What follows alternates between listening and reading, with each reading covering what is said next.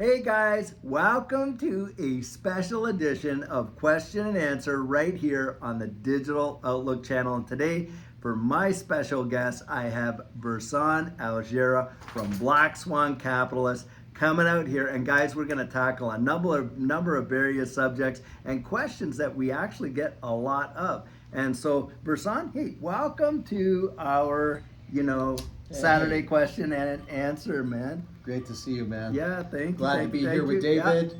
We got our coffee. Yes, and by the way, just to show these mugs, these were sent to us by Brian and Shay. And really just amazing, actually, blessing and gift that they had sent out to us. So just thought I'd give them a shout out there, right there. Awesome, very sweet. Awesome. Thanks for sharing this. Mm-hmm. So I guess I'll take my glasses off too. You see the whites of our eyes, actually. I'm actually putting mine back on. Are you? So. Okay. Well, we've got a lot to talk about. We can take this conversation in any direction you want. So. Well, I think some of the, one of the big questions that we get on the channel a lot, and of course I'm sure you hear it too, oftentimes, is why doesn't the price of XRP move? Now, for me, I think my answer to this question would be that this is just how XRP has always responded in any other market, whether it was 2017, 2021. It has been one of the last movers when it's, in the prior bull runs. But when it does move, its intensity has been severe. But of course, we've got all kinds of other reasons for why we aren't seeing the movement that in comparison to the things that are happening with XRP and the XRP ledger. What's your thoughts? What are some of your conjecture there? I mean, there are so many contributing factors as to why the price of XRP has been stagnant, but I think there's a time and place for all of this to, play out. I mean, what they've done, I think, is set the stage. And those who've been following the show, we already know this. They've been setting the stage. Mm-hmm. They're getting ready to integrate this technology and start to use it. Because we know for a fact the monetary system is already failing, and we know it's going digital.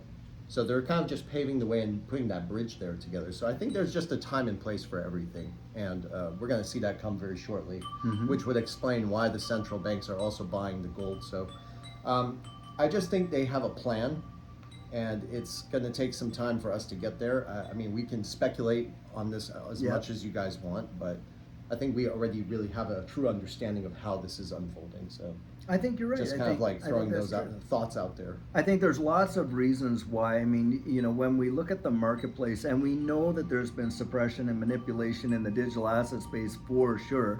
I mean, we've even seen that in traditional markets like gold and silver. I mean, we actually saw JP Morgan get slapped heavily for their manipulation of the silver market. Yep. And things like that. And so in a lot of ways, these markets, they move in tandem. And oftentimes, like for instance, we will see the DXY. Now, the DXY has been an inverse correlator for this digital asset space for almost every bull run that we've ever seen. And when the DXY actually dips and goes down big time, that is when we have seen this space literally take off. Well, recently, of course, we had the 50 basis points reduction in the interest rate from the Federal Reserve. We know that that is going to stimulate money into the market for risk on assets because they're going out there. We know that they're doing their quantitative easing, but they're doing it the reverse door. They're not going to call it that, right. But that is going to push funds into risk on assets. Of course, that's, equities, the S&P, look at the all-time highs there. We're watching it and we're going to be seeing that. Bitcoin responded immediately very well. And I do believe we are going to get an all season. So for me, I think that is, definitely a factor in there. And having said that, where do you think economically, because this is a question this last week that we were getting thrown out there, is with respect to this basis points reduction, what do you think is the ultimate end? Like, where do you see this going? Do you think this, number one, do you think it's going to be the only one they're going to do between now and the end of the year? And number two, what do you think is the ultimate reaction market-wise going to be? I think they're stuck in a debt trap, and they had no choice but to lower interest rates. I think they kept interest rates so high for so long because they wanted to further impoverish people. I really believe that, guys. And now that people are so buried in credit card debt, they lower the interest rates. Again, they had no choice. They had to do this because they have to sustain the government. And it also signals the rate cuts that this is really the end of the dollar cycle, the life cycle of the dollar. We also got the acknowledgement from the Federal Reserve that we have only 3% left of purchasing power in every dollar out there.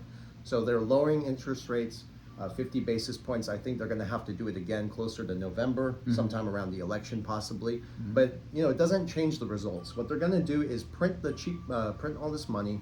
It's going to devalue the currency. They're going to prop it into the markets and kind of prop up the markets. It's going to really hurt more of the middle class and make the rich richer and the poor poorer. Right. And that's why we keep telling you guys gold and certain digital assets out there, because that's where the money's going to go. And it's also leading us to the ultimate, the turning point, really, the bridge between this system and the new banking system. I would agree. I think when they increase the supply of the dollars, obviously the dollars that are already in circulation get devalued. Right. So anything measured against the dollar, so of course gold, silver, commodities like that, these digital assets. Larry Fink not too long ago was literally talking about how these digital assets could represent a flight to safety in a collapsing dollar, similar to what gold and silver could be. And so this is where individuals that go out there and they secure their positions with respect to investing into assets that will appreciate against a falling dollar. So it's not in a way, it's not so much so that the assets themselves has gone up, but the dollars to buy them have gone down. Yes, the purchasing power. The purchasing power. But these assets traditionally in a situation like that have appreciated faster than the devaluation. Yes. In one respect. And so this is where a person can insulate themselves. So I do think that's vitally important. Now, something else that gets talked about a lot, security is a big issue in this space, for certain, about where people can custody their assets. And a lot of questions that I get about various, what is the benefit, number one, of a hardware wallet? Yeah. And if you are using a hardware wallet, oftentimes people want to know, hey, which is the one you would recommend? Which is the best one, and that kind of thing. Yeah. Now, for me, I kind of look at that and I say, okay, hardware wallets, they all more and less do the same thing. Mm-hmm. And in that, they provide a way for you to self-custody. There are, I think a lot of times, there's the features on the various wallets are different, but they basically do the same thing. Now, for me, I see a lot of them don't really get hacked, but they get compromised because people, fall for phishing expeditions and all this kind of stuff. So in terms of yourself, like, what do you think is a good product, and how would you go about obtaining it if you were to do that? Sure. So I do get this question a lot, and I apologize if I haven't answered it in the comments, but I think it's, important to have multiple hardware wallets. The ledger, I think, is safe and secure. Yeah. I know we've heard a lot of negative things about it, but it's just that if you don't back up your your recovery seed phrase, then I think you're safer out there. Mm-hmm. You mean utilizing their sharding and their where they say, "Oh, use our recovery service." Yeah, it's like they're but trying backing to it up in terms of you writing it down on a piece of paper, not taking a picture of it with your camera or saving it on your computer. Okay, I understand. Yeah, and also have multiple hardware wallets. Yeah, I think that's the best way to go about it. Just having multiple hardware wallets, it's providing diversion and security as well. So that's, I think, pretty good. So that's I think you're right. I have 8 hardware wallets, as you guys know. Yeah, yeah. I split all my crypto into all of them. And just to be safe of the whole digital asset space, I still have lots of gold as well. Yeah. I know, because I think digital infrastructure is great. Can you make money on it, on the technology? Absolutely. But I think it's important to have assets outside of the financial system, and that means gold and silver. Mm-hmm. So that's a great segue into one of our next questions. A lot of people talk about, diversification. Mm-hmm. Now, of course, in my channel, we're primarily an XRP channel, but Judy and I ourselves are diversified probably into 10 various assets in this space. So, most of those being ISO, compliant tokens and that kind of thing. But where do you and of course we can't come out and say, oh, diversify into this particular asset. I say, hey, get out there, do your research, get to where you understand your own risk and that. What about yourself? What do you think about the whole diversification inside this digital asset space? Yeah, I think it's important. There are some people out there who go all in on one single asset. Yeah. I think that's very risky. That's very dangerous because some people out there are actually depending on one single digital asset to outperform pretty much everything, right? Yeah, yeah, And it's yeah. going to set them at the top. Right. That's a situation that may unfold, and that's something we can speculate about based on how the convergence of everything is playing out in real time, especially with the digital asset space. But it's important to have diversification into other assets so you can profit faster from other assets, because I think XRP, and I've said this so many times, Yeah. XRP is the long-term game. Yeah. The Bank of International Settlements, interestingly, said that all these systems had to be 100% operational by 2025. Yes. That's far from now, November 22nd, 2025. Oh, okay. So it's a year plus. That's a year plus, right? Yeah. So since they cut interest rates, they're certainly going to prop up the markets. If you're in other assets, I believe that you can certainly profit immensely, like Velo. Velo is a great opportunity if you're looking for quick gains in the next few months. I think so. It's going to outperform things like Caspa did, very similar. And the XRP. I mean, that's our opinion. For what we well, believe. I've researched this stuff, and you have Certainly, too. yeah. But you know, the long-term game is XRP, and we've been very clear about this. Yeah. So it's good to have it in the long run, but if you have diversified into other assets that outperform in the short term because of the rate cuts, you can take profits elsewhere and not have to sell your XRP, not have to sell other assets that I think are going to play a bigger role in the long term. Something like that. Right. No, that makes sense. I mean, I think that's the philosophy that Judy and I have had. I mean, we certainly experienced that last go around. I mean, with XRP, for instance, of course, we all know December 2020, the SEC came out and dropped their lawsuit.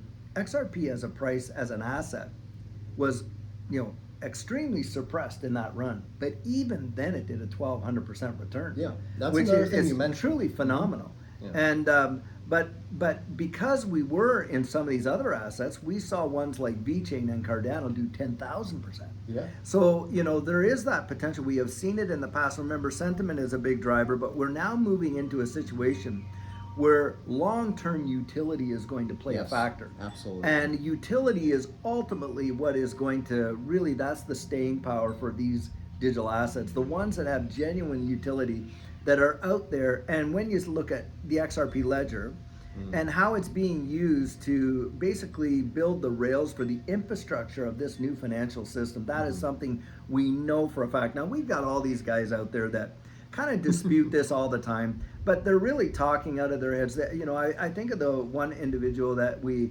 have kind of had to interact with, Crypto Bellwether. Now, Oh, God. as much as this guy comes out and he purports to know quite a bit, the reality is, after talking with him, that he truly does not understand the XRP ledger. No. And certainly has denied its known partnerships with like HSBC, one of the biggest banks in England. PNC as well. PNC, SBI, and all these other go ones. on and on, The right? Bank of International Settlements, the connections with the IMF, the WEF, and on and on and on.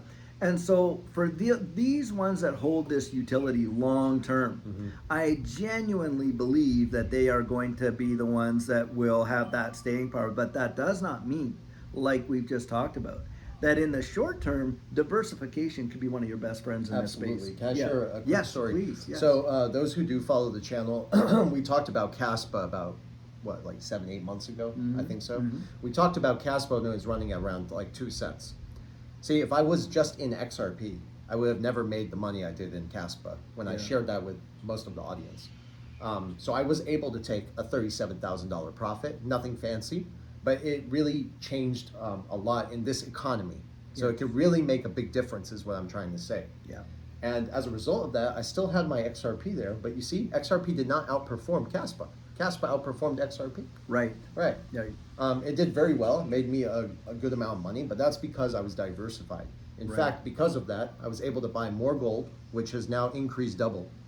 So And you've even doubled it I've from where doubled you my had. money, exactly. Yeah. I was able to buy gold, and look at gold. It's at all-time highs right now. That's another thing that, what was his name, Bellwether said? That Yeah, gold that- doesn't hold its value. Oh Look, my it's gosh. hit all-time highs Insane. again today. Insane. That's true. Yeah, that's crazy. Yeah, this morning. And this morning it's at another all-time high. And this is the thing. I mean, you go out there and you educate yourself. Look, what we're doing right now, we're having a conversation and we're sharing our points of view. Obviously, these are our opinions, but like I oftentimes say, we can share our convictions with people, but when it comes to obtaining the confidence that goes with those convictions, that you cannot pass on. That only comes by getting out there, understanding it, and doing your own research. Now, it's kind of interesting because a question I get a lot of time is, well, what is research? Well, the thing is this, we have to go back to where we were in school days and look up. Now, back in my day, we would use microfiche periodicals and all this kind of stuff. Well, now we have the benefit, of course, of the internet and those resources to go out there. You got search engines that are digging this stuff up, and you absolutely, like, for one, I really like is going to research the patent office. And if you just went and you typed in distributed ledger technology and see who are filing patents in the last 6 months, what an eye opener. That in and of itself is truly phenomenal. And so we know, we can literally see that the infrastructure for the digital economy, like you were mentioning earlier, that they are transitioning us into with the devaluation of these fiat currencies around the wide world. All central banks are doing it. They're doing it hand in glove. There is absolute collusion involved, and it's a wealth transfer, to be sure, but it's a wealth transfer into the hands and the control of the central banks wanting to be the lenders of last resort and only resort. But the reality is, we can see that this infrastructure is being laid right now, the rails for it, of what they intend on moving us into: decentralized identities, decentralized finance, obviously these digital assets. And this information is available for folks to genuinely go out and dig up. And you've done some fabulous, amazing research. Thanks, you man. and Vandell on the Black Swan Capitalists that have been groundbreakers, where you discovered various things, introduced those to the community. Now, some people have come in and kind of like piggybacked on that, and it's all new news to them. But these are some things that you have been reporting like within the last year, a year prior to them taking effect.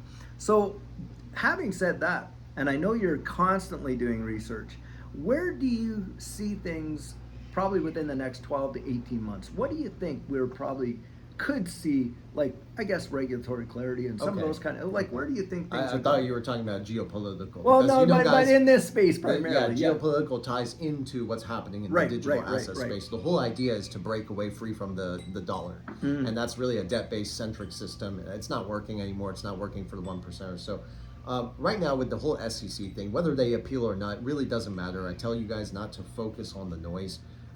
The law and the facts have been on our side from the very beginning. They had no real legal precedents to go after them to begin with. This was all said and done probably in 2015, like a long time ago. They're just setting the stage. They're playing this out for the masses. So don't worry about the whole SEC thing. It's not a coincidence that the timing of all this is converging, and now the SEC is trying to, like, in a way, apologize. You saw that, right? Yeah, I did. The whole narrative about how they're not digital asset securities not everything any is longer. a security. You see, like, they're slowly revealing strategically how this is playing out in real time. So moving forward in the next 12 months, I think we're going to see more institutional regulation take form, and you're going to see more broader institutional acceptance, adoption, and they're going to kind of mainstream this a little bit as we transition into 2025. I would agree with that. And at the same time, this is tying in exactly to what the BRICS is doing. You guys got to pay attention. The BRICS meeting is on October 22nd. Yes.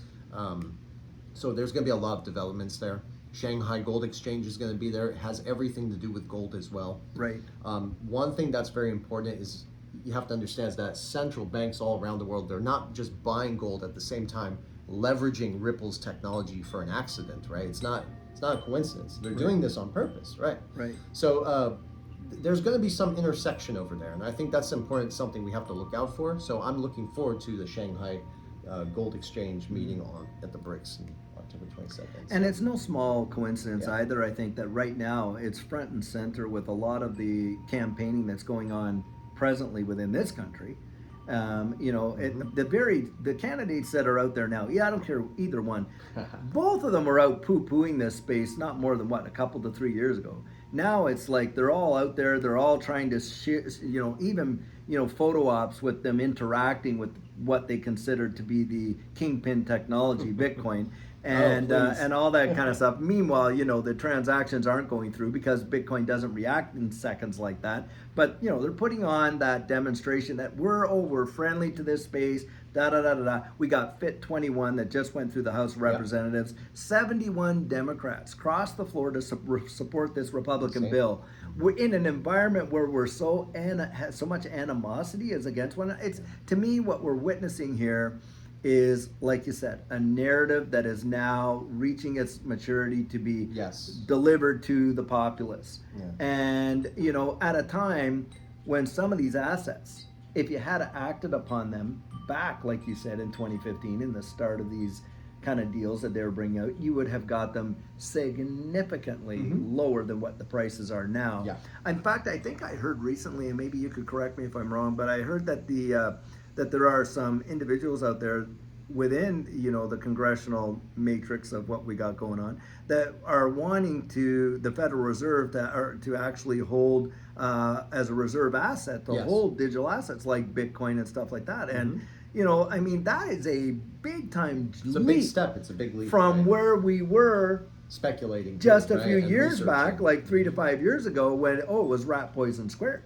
Now they want the government to be holding on to it, and I think, in fact, some of these candidates have literally said they get in office, they will make it a reserve asset for the country. I think that's phenomenal. Well, can I say something? I think it's important for everyone to recognize too that, like you said, the political narrative is reaching its maturity. Remember, these political figures, they answer to the central banks. Absolutely. Who does the central bank answer to? It's the Bank of International Settlements and the IMF. So they're the ones in their Basel III requirements. In the Basel III requirements, and we've spoken about this which come times. into full effect July 1st, 2025. See? Yeah, next year, right, 2025. So they're the ones who are saying that central banks must have adequate gold reserves. Tier 1 asset. Tier 1 asset class, and they made it a Tier 1 asset. That is not coincidence. Hence the central banks buying gold. But at the same time, they did talk about the stable coins. Now, who's building all the stable coins? Ripple. You got real USD, you got real yen. I wonder what else is coming next. But they haven't clarified whether these are going to be backed by fiat currencies. But we know fiat currencies are at the end of the life cycle. So that's something to just speculate about. Well, what is it going to be? The other Tier 1 asset is gold. So there's going to be some intersection between the stable coins, the gold, and the XRP ledger, to which the technology is built upon. No, I agree. I agree. There's a lot of pressure on Tether right now. USDC has just gotten some interesting things that are happening with it, and I agree with that. When it comes to, because interestingly enough, and it's no coincidence, I believe as well, that U.S. Treasuries are now tokenized on the XRP ledger, right at a point when, interestingly enough, RLUSD is going to be backed by U.S. Treasuries and other, denominated things like that. Yeah, it's going to be backed by Treasuries, though. Yes, yeah. And when it comes to, well, that's initially. But when it comes to, like when we talk about fiat, we're talking about the monetary instruments that are issued by the central banks in these various countries. And the reason we call it fiat is because it's not backed by anything. It's backed by just the confidence people have in those economies. Promissory note. Promissory note back to the Federal Reserve who issued the currency. Now, in a central bank digital currency world, that's different. It is different in that, they may very well be backed by some sort of thing that the majority of folks would have confidence in a collapsing fiat system. I don't think they'll easily go back to straight fiat because they'll think, well, what confidence is there in that? And of course, it's getting the buy-in, right? Getting the buy-in, for the majority of the population. And I think that in a collapsing fiat system, and we know that Ripple, look, #1 developer for central bank digital currency infrastructure. And we're going there. Yeah, well, one that I think is really interesting is Palau. So they were utilizing, now remember, the nation of Palau was using the US dollar as their base currency. There is no way that they basically transitioned into a central bank digital currency backed by US dollars without the treasuries okay. because that was Yeah. that was their national currency. And so there's a lot of at play there, but needless to say, I mean, and some of it, yes, we are speculating because we don't know. But these No, are it's important to these are speculation. educated guesses. Speculations, It's right. educated. You know, we're taking what we know of what we see, the infrastructure around the wide world, these white papers and things like that. But this question, of course, comes out all the time now. Something else that you know we get quite a bit, of course, is people will often come out, and we provide this kind of, you know, in our various coaching programs. But you know, a lot of times people are looking at, okay, well, how do I determine my own risk tolerance? How do I know, you know, where with what I have liquid and this and that, you know, that kind of thing. And for me, it's always come back to, okay, if you can't afford to lose it, if you're losing sleep at night about it, you probably know that that is a good litmus test that you've kind of hit the wall when it comes to your own risk tolerance. What have you found? You know, The in that big regard? question, the first thing I always ask myself, and this is from Ray Dalio's book. Okay. Very good information. Yeah. Do you spend more than you make? Yeah, good one. Yeah, That's like the only question you have to ask yourself. Yeah. If you ask yourself that question and you get it right, you're going to be fine, right? But if you're spending more than you're making, you're in a bad situation. That means you're also in debt. If you make more than you spend, that's, you know, A different that's a very situation. different Yeah. situation. Yeah, right. And your risk is, you can easily calculate that. I mean, you know, it's important, I think, to get out of debt. Most people are buried in debt, Yeah. unfortunately, and that's just the world we live in. And with inflation now and these interest rates, you know, it's going to make it, actually, you're going to see more inflation, to be honest. But yeah, I'm just very careful with my money. I think that's wise. I think, you know, Risk tolerance, you know, right. that's based on your decision. So Yeah. I make a lot of money, but I don't spend it on silly things, right? I'm always investing my money. I'm always putting it aside for emergencies. Yep. And because I knew how this was going to unfold like 5 years ago, we started really researching this stuff, and we knew when the pandemic even hit, they were resetting the monetary system. Yes. They were going to collapse the economy. They were going to create a situation with a predetermined solution ready in hand. And they did. And guess what? That is the central bank digital currency. Yeah. It's still going to come. It and, is. if I may say this, Yeah, go. You know, when there are people out there who say trust the plan, we talked about this earlier. Whose First of all, whose plan? What plan? Because we haven't really got any facts from that. And then if you keep trusting the plan and don't take action, you're going to go broke. Yeah. I promise you. Or you're 'Cause- going to get financially wrecked. Yes, because there are people in this space who believe that someone's coming to fix everything. I don't believe that. I'm sorry. No. I've spoken to enough people, even, what's his name? David Morgan. Okay. We talked to him off record about this. And I can share it, you know. He said it was all nonsense. Yeah. The whole SR-HSR thing. It was going to be a way for them to reset the system, but for themselves. Right. Not for everybody else. Well, in that capacity with Nassar Jassara, what I would say in that regard, because I think you're right on that, from a biblical perspective, a lot of people know I'm a person of Yes. faith, and there is such a thing as a debt jubilee that was written right into how things would work. Now, the thing is this about a debt jubilee. You know, yes, there is a debt jubilee, and there is we have gone through more than one reset. I think we are going through another reset. But think about in this capacity, in order to be a benefactor of that reset, you may very well need to acquiesce to a loss of something. Yes. That it's not going to be like this whole universal basic income thing. To me, that is a pathway to absolute slavery. It's like a trade-off. Yeah, you're trading your autonomy, you're trading your individual, you know, and this is the whole 15-minute cities thing. You know, yeah, maybe, you know, like people think that they'll just come in and it'll be a totalitarian. I don't think so. What I think it'll be happening is it'll just be so far beyond what you could really afford that it'll be, you know, financial situations will dictate the terms. Like They already have. Yeah, they already have. They already How many have, people can afford to live in certain neighborhoods or could afford to travel? You know, they want us to minimize our carbon footprint. Well, I have watched air travel prices, especially if you want to go, you know, like if you're going a long distance and you decide to choose business class, one seat for a 9-hour flight, like from here to Honolulu, for instance, is going to cost you over $6,000 for the average person. That is obscene. Yeah, it's not. You know, it's not even practical. Right. And with respect to that, they're just going to price people out of those circumstances like vehicle ownership or insurance. We have all these conditions where we have to have our vehicles insured. But we know that insurance, the inflation on insurance is just going year over year absolutely ballistic. And in fact, in some jurisdictions in the United States, they're even refusing to insure.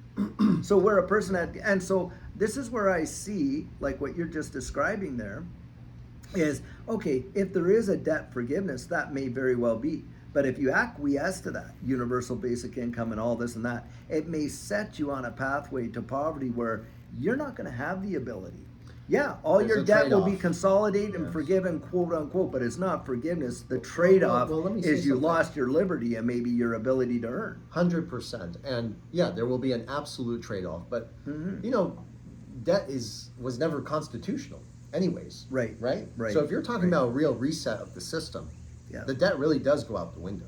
Yeah. But they're not playing it that way. No. They're using their debt, the debt that was never constitutional to begin with, as Yeah. a way to get you to conform to their new Yeah, you'll agenda. own nothing by 2030 and be happy. Yeah. And look what people are having to do now, just to meet the higher inflation, Yeah. the rising costs of goods Yeah. and services. People are having to sell their cars. They're having to sell their homes. Assets, they're having yeah. to sell their gold. They have to sell their XRP. Or just they have pay. to encumber themselves. Exactly, right. Yeah. And then you have to get deeper into debt as well. Right. The So borrower this servant is to the already lender, happening. yeah. My point though is that, to Yeah. your point, Mm. is people are already conforming whether they realize it or not. Yes. So they're I'm not saying they're winning, but No, but one real example of that right now is capital controls. Now, a lot of people Yes. feel that we're not under capital control yet, but that's not true. Look at your Bullshit, debit right. card. Your debit card has a point of sale limit on it. Now, most people, it's like 3,000, 3,500, maybe $5,000 point of sale limit on it. And I've often used this example. They'll come out and say, well, that's for your protection in case you lost your debit card. We don't want people being able to empty out your account. Really? Because I'll tell you what, if you're down there at Nebraska Furniture Warehouse and you're looking at a bedroom suite and it's $5,500 and your limit is $3,500 on your point of sale, are you going to pick up the phone and phone your bank and ask for permission to utilize your own money that you could have sitting in the bank? Or are you going to pull out the other plastic card they gave you for a convenience, which is a credit card, $20,000, $25,000 limit on it? Well, we know what you're going to do. You're going to use the credit card. Now, could you easily lose that credit card just as easily as your debit card? Of course you can. They can put those protections in place. That is capital control because they're controlling the amount that you can take out of the bank, but they're also making it available for you to get more in debt. Yes, And yes. remember this, most people, they don't go home and automatically, oh yeah, I'm going to take that money I just spent on my credit card. they say, well, why don't we just leave it there a couple months and then we got the security of what's in our bank account and we'll just pay it off over 3 months, except that you don't know what the future holds. Yes. The next month something else could come up. Kid needs braces, this, whatever. And people do not end up paying that. And of course what happens is that revolving line of credit just gets more and more Yep. to the point where all they're doing is maintaining the debt, not ever reducing the debt. And in fact, where do we see the biggest example of that? The Federal Reserve itself. Yes, We yes. will. It's the never ever plan, Well, and yeah, it's one of the debt greatest just keeps deceptions that piling. has been out there. Yeah. 100%. Sorry to cut you off. No, but yeah, you didn't. The debt just keeps piling up, and Yep. this is not an accident. an Obviously, accident. they're going to inflate into oblivion, Yep. and then they're going to bring in this new system. And it's Right. interesting, like you said earlier, how the Treasury Department is now getting involved with tokenizing, the treasuries on Yep, the XRP on the ledger. XRP ledger, That's yeah. not an accident. And remember, in 2021. I said some things with Linda P. Jones and the IMF, right? Yes, A yes, lot yes. of people gave me shit for that, but that conversation really did happen. Just so you guys know, I'd like to clarify that here. Let's make this go viral. Yeah. That really did happen. That conversation. I didn't make that up, but I told people that there was an incentive for the central banks Yeah. to somehow manage their debt. Right. Right? I said dissolve, but it makes more sense when I say manage now. And they were going to tokenize that debt. We just had confirmation of that recently. Yes. So I guess we weren't wrong. We were just, And the tokenization of real very world early. assets is something that we know for a fact. And you get the and people come out and they'll say this all the time. You had Larry Fink go out and say it, the tokenization of securities. David Schwartz, Brad Garlinghouse. Some of these people sit at tables that you and I would only dream of in terms of conversations. And they themselves have come out and said, listen, we are going to see a Cambrian explosion when it comes to tokenization of real world assets. Well, that's why you want to be diversified too. And that's why you want to be diversified. Yeah, I agree. I don't think, at one point I did say XRP was going to solve all the world's problems. I was wrong about that. Yeah. At least I can confess, right? And I told people I was always learning as I've gone about this. We all are. We all are. So it's not going to just solve all the issues. It's beautiful. It's actually like very similar to the internet. Well, XRP is bringing the internet of value. It's the protocol over there. But again, there are other technologies, hence the diversification. And look at, interestingly enough, on your point, the collaboration. Yes. So you got Hedera Hashgraph, Aptos, and Ripple and recently, Algorand. and Algorand coming out. And what are they doing? They are helping institutions to be able to onboard into this digital asset space and be compliant with MiCA regulation in the EU. So that is big, massive. They are literally the conduits that institutional adoption will flow through. And you don't think that we'll see value from that? Absolutely, I believe we will. But But going back to the first part. Yes, go ahead. Why is the price stagnant? Yeah. There's a time and place for all of this. Yes. Right now we're on the road. We're on the road. Yeah. And we're all just kind of swimming, hoping we don't drown. And we've seen it just tinker along just like that, and it almost looks like it goes from a standing still position to pow every other bull run, at least for XRP. But it shoots up very high, very powerful, fast, and very and this is where you right. want to be absolutely strategic, rock solid in your understanding of what is going on in this space, and for your own strategic plan. And this is where, look, it pays to be educating yourself right now and not just sitting back and say, oh yeah, when the price is high, I'll sell. Most won't. Most didn't the last go around. Most people literally had no understanding, because it's hindsight's always 2020. We look back over our shoulders, oh yeah, that was the top. But at the time, it's so euphoric that you don't know it's the top. Can I share something? Oh, please. I got an XRP at 18 cents. Yeah. And 20 cents, right? Yeah. I mean, I know it's sitting at 60, but I put a significant amount in there. Right. And that's not just, that's just one asset. I'm diversifying to other assets as well. But the returns are already decent. Right. And I've chosen not to sell them. Sure. Because I understand where this is all going. Ultimately. What do I focus on in real time here? Is getting the information out to you guys with the YouTube channel, also Turning Point with David, and just making sure people are informed about what's happening, how this is playing out in real time, and of course trying to learn. But I focus on bringing more income into my pockets so I can continue to swim, not drown. I'm buying time for myself until the institutions are ready to take off with these technologies. That's pretty much excellent. That's my strategy, guys. You know what? And I think that's excellent. To do the same. Stop dabbling in crypto. Just invest and wait. Absolutely. You know what? That's fabulous. I really appreciate you, man. You're awesome in this space. Oh, and thanks for having me at your home. This was great. No, it's great. So. And guys, I'll tell you what. When I think of Vandel and Verson, and I have watched them for a long, long time. Before I even knew them, we were watching these guys, and the value that they bring into this community. And this is in no way flattery. Has been absolutely phenomenal. In fact, there's a lot of information that has been made available to this entire XRP ecosystem that would not have been made available if these guys did not dig it up. So I'm going to encourage you to literally go subscribe to them on X, subscribe to them on YouTube, Black Swan Capitalist.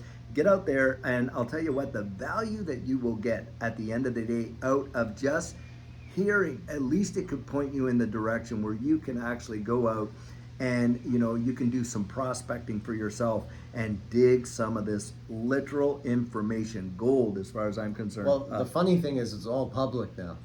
Yeah, it's public, and you can go get it. You can go get it. You can find it. You can educate yourself. And guys, that's what we're all about. We're all about encouraging you. We want to take as many people through those gates when we actually cross them, together. And that's the hope and expectation. I think for those of us that have been in this space now for a long time, you guys have been in it even longer than what Judy and I have. And we've been at it for now 4 years plus, almost 5 years. We've learned so much from those experiences. Of course. And as a result, we want to and that's why we make it available to just come out. Look, guys, do you want to follow people that have only been at this for about 6 months, never ever experiencing what a true bull run looks like in this space, and learn from the mistakes that we made? What we learned, not having any information in the background. But again, I want to thank you, man. No, it was a Really, really pleasure, awesome. and thank you for your hospitality, bringing you're me into most your welcome. home, and Yeah. so beautiful. And yeah, you've done very well for yourself. God has been good. I can learn a thing or two from you too. All right. Okay, guys, we will catch you. And remember, tomorrow we got Sugar on Sunday. Can't wait for you to actually be there. And next week, I think we're going to see some amazing things happen in this space. And of course, we're going to have our coffee chats and our videos on that. Until then, guys, have a fabulous one and take care. Take care.